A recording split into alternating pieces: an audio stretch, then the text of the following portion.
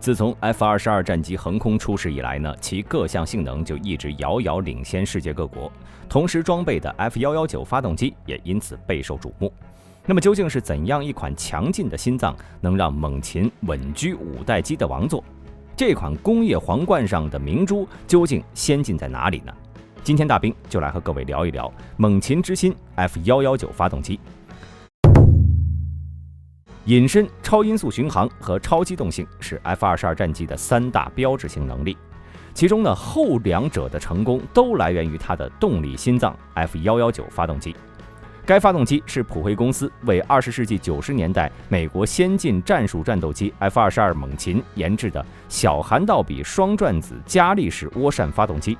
为了满足该战机实现超音速巡航、隐身、远程作战和短距起落等能力的要求， F-119发动机采用了风扇、压气机、涡轮3维计算流体力学等设计技术，以及整体叶盘结构转子和浮动臂燃烧室等先进结构。高强度阻燃钛合金和单晶材料等新颖的材料，使得 F-119发动机达到了很高的性能。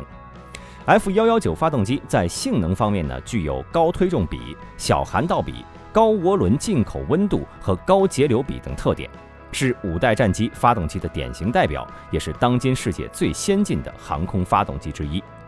在1982年，美国空军提出了拟用于90年代中后期的下一代先进战术战斗机计划。与当时的 F-15等第3代战斗机相比呢， ATF 要求要有好的机动性外，还要有突出良好的敏捷性、高的隐身性、超音速巡航与短距起降能力等。相对应的，用于 ATF 的发动机则要求推重比达到 10.0 亿级，中间推力要高，要采用矢量喷管等。当时呢，有洛克希德、波音和通用动力3家公司联合提出 YF-22方案，与诺斯罗普、麦道2公司联合提出的 YF-23方案参与投标竞争。发动机方面呢，则由美国普惠公司与通用电气为主，分别提出推重比为 10.0 亿级、推力为 133.6 千牛的 PW5000 和 GE37XF120 发动机参与竞争。到了1990年8月下旬， YF-23抢先首飞，而 YF-22则在1个月后首飞。其中呢，通用电气的 YF-120 发动机是一种革命性的变循环发动机，它能够通过控制内外涵道空气流量来改变涵道比。如果单从技术上来讲的话，其实 XF-120 发动机要更加先进，并且呢，其级数结构更加简单。然而这个发动机从研制制造来讲，难度却相对要更大一些。而当时的美军呢，对于 F-22的设计要求就是尽可能使用目前成熟的技术，因此在发动机结构设计上相对保守的 YF-119是最终胜出，它的量产型就成了 F-22的装机发动机。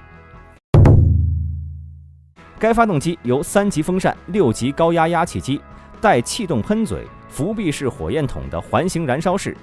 单级高压涡轮与高压涡轮转向相反的单级低压涡轮、加力燃烧室与2级矢量喷管等组成。它在设计中呢，应用了许多先进材料、冷却和空气动力学技术。从前往后看， F-119的风扇采用宽弦空心钛合金叶片，并取消了叶冠。其中呢，宽弦叶片提高了 F-119的效率与压缩比，也使得叶片更加耐用。同时，该发动机的双转子对转设计也进一步提高了它的效率，不仅能调节从风扇进入压气机的气流，还提高了压气机效率，改善了从高压涡轮进入反向旋转低压涡轮的气流。与普惠公司为第3代战斗机 F-15、F-16研制的推重比为 8.0 亿级的 F-100发动机相比， F-119在总级数、零件数和推重比等均有较大的改进。它的最大推力为156千牛，比 F-100增大了 47%， 而它的中间推力增加则更为明显，为105千牛，比 F-100提高了 61%。 同时，该发动机的推重比是 10.0 亿级， F-15、F-16等发动机的推重比都是 8.0 亿级，两者的技术差距呢至少有30年。同时，该发动机在被要求维护量比以前的发动机更少，且容易维护。它的所有外场都可以更换单元，都被布置在壳体上触手可及的位置，并且发动机还采用了紧固件捕获技术，任何紧固件在松脱前都会被捕获，不会进入发动机导致发生事故，甚至就连发动机上的螺栓和保险丝也一样。而在进行维护时呢，该发动机只需要6个常用手动工具就能够将发动机轻松分解成各个模块来进行替换，而所有的每个 LRU 拆换时间不超过20分钟。其中普惠公司用专利材料合金 C 制造了 F119的压气机定子，这是一种耐热阻燃钛合金，能够让发动机运行在更高温度上，同时它的加力燃烧室和尾喷管也都采用了合金 C 制造的零件，来增加耐用性。除此之外呢，该发动机在设计中遵循采用经过验证的技术这样的做法，并且呢，整台发动机结构简单，零部件数目少，比以往的 F100和 F110发动机是少了40%。这一点呢，在很大程度上都要归功于整体液盘 IBRS 技术。该发动机的3级风扇和部分6级压气机都是整体液盘，与前辈们的2级高压涡轮和2级低压涡轮的设计相比，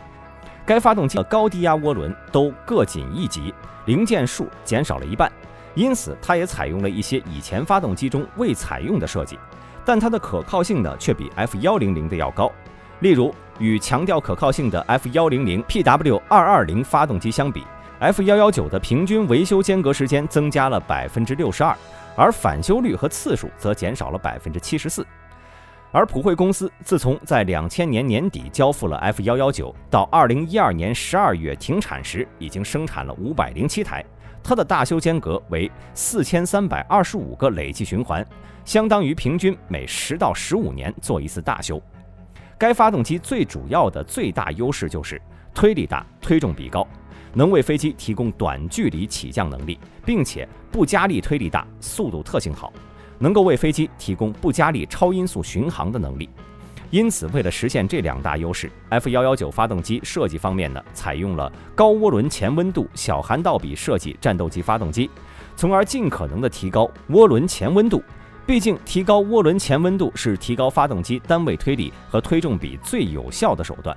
同时呢，在一定的加力推力条件下，涡轮前温度高则不加力推力大，这是提供不加力超声速巡航能力的重要条件。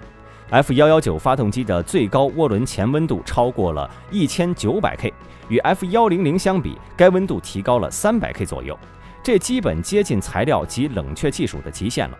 所以在涡轮前温度基本确定的情况下，要进一步提高单位推力，还需要选择一个合理的涵道比。这里呢，大兵也小小科普一下，什么是涵道比？它是涡扇发动机外涵道与内涵道空气流量的比值，因此呢，也可以称之为流量比。涵道比是涡扇发动机的重要设计参数，它对发动机耗油率和推重比有很大的影响。不同用途的涡扇发动机应采取不同的涵道比。例如，远程运输机和客机使用的涡扇发动机，其涵道比为4到8，甚至更高。而战斗机选用的加力式涡扇发动机的涵道比一般小于1，甚至可以小到 0.2 到 0.3。例如，世界上第一款实用涡扇发动机劳斯莱斯的康威涵道比只有 0.3， 而通常涵道比的提高呢，也会改进涡扇发动机的 SFC， 但是降低发动机的单位推力。这里呢，有一系列现实因素，也会对发动机的设计规定涵道比的上限。而发动机的涡轮前温度越高，涵道比减小对单位推力增加的影响就越显著。因此 F119发动机选取了很高的涡轮前温度，介于1800到2000K 之间，同时选取了较小的涵道比，约介于 0.2 到 0.3 之间。而它的涵道比呢，也是大兵认为该发动机最恐怖的地方。仅只用不到 0.3 的涵道比就能够保证足够强大的推力，这极大地赋予了它强大的加速性。而适度的风扇、压气机压比设计也对发动机单位推力及单位油耗率影响较大。对于涡扇发动机来说呢，提高风扇压比能够提高发动机的单位推力，因此在压比选择上 ，F119发动机也在尽可能的提高风扇压比。另外，对于它这种双转子混合加力涡扇发动机而言呢，其混合器入口还要保持内外涵气流静压平衡的约束条件，使得风扇压比与涡轮前温度和涵道比相关。而在后两者数据基本确定的情况下，风扇压比也不能过高。因此，从设计难度和性能收益以及整机配合上综合权衡，风扇压比也并不是越高越好。对于 F119 发动机，其风扇压比选择在 4.0 到 4.5 的范围内是比较适当的。而飞机在空中飞行时呢，它的进气总温度也会随着飞行速度的提高而相应上升。再加上猛禽战机的高超音速巡航要求，发动机在不加力的情况下具备较大的单位推力。而这一点呢，在发动机设计点循环参数已经确定的前提下，一般可以通过选择合适的调节规律，最大限度发挥发动机的空中性能潜力。因此，为了确保所需的推力，在发动机安全工作余度允许的情况下，通常采用高节流比的调节方法，使得涡轮前温度随进气温度升高而相应升高，从而确保超音速情况下，发动机仍能够提供足够的推力。而由于除了超音速巡航之外呢 ，F22 也被要求具备隐身和敏捷性能。F119 发动机用2元矢量喷管实现了这一点。在全数字发动机控制系统的控制下，这个收敛扩散喷管可以向上或向下偏转20度。其尾喷管不仅提高了 F22 的敏捷性，还降低了飞机喷气系统的雷达和红外特征。再加上它还是无烟发动机，这使得 F22 不易被目视察觉。而这款发动机除了安装在 F-22 战机上之外呢，美国也曾经尝试过为枪骑兵轰炸机换装 F119， 也就是 B1R 方案。曾经美军认为，在未来最有可能发生大规模空战的东欧或者西太平洋地区，俄罗斯空军的数量是远超美国，而其五代机的出现也将进一步抵消美军五代机的代差优势。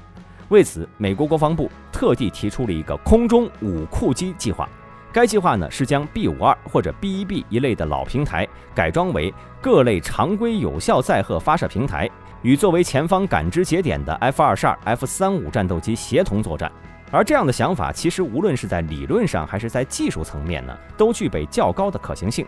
因为一枚不死鸟导弹重 0.4 吨，一架 F-14 战斗机最多能挂载6枚。对于 B1 来说，挂载数十枚不死鸟导弹那是轻而易举的事儿。此外呢，由于机内空间更大， B1 轰炸机能够搭载探测距离更远的大功率雷达，并且安装更多的探测和瞄准设备，是理想的大型空武器发射平台。其中最新的五库机设想代号为 B1R。 在这个设想中呢， B1R 将换装诺格公司的 AN/APG-83 SABR 有源相控阵雷达，该雷达可以同时制导多枚远程导弹，攻击多个目标，以及普惠公司为 F-22 战斗机研发的 F119 大功率涡扇发动机，这也会让它的速度会由原本的 1.5 马赫增加到 2.2 马赫。如此一来， B1R 不仅具备较强的对空探测能力，而且具备了更快的巡航速度，能够以最快的速度到达战区，发射完导弹后呢，也能以更快的速度脱离战场。总而言之， F119 发动机的总体设计性能充分体现了五代机发动机的特点，同样也代表了目前战机发动机的一流水平。好了，本期视频到这里就结束了。大家对于这款发动机都有什么看法呢？欢迎在评论区留言。对本频道感兴趣的朋友，请点击下方的订阅按钮。我们下期再见。